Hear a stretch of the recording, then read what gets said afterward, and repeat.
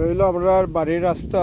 এটা রাস্তা ঠিক আছে, রাস্তার মধ্যে এখনো পানি উঠছে না, বাট এই জমিনগুলাতে কিন্তু পানি আছে।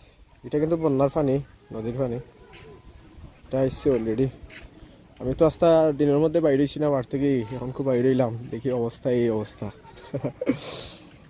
এই যে ডাইন পাশর ওইদিকে হচ্ছে বাজার, স্কুল, এগুলা কিচ্ছু ওই যে ওইখানে আমরা জমিন, এগুলা কিন্তু পানির নিচে।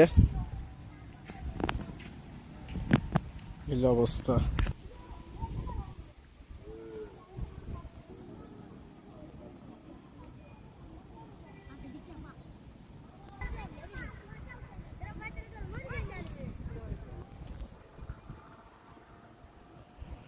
পানি কিন্তু বাড়ের, যে পানি ঢুকের কিন্তু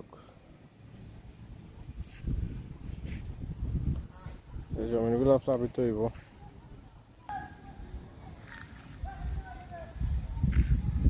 এগুলা কিন্তু বন্যার পানি, বন্যার পানি কিন্তু এটা অলরেডি প্লাবিত, এটা পালিত এরিয়া।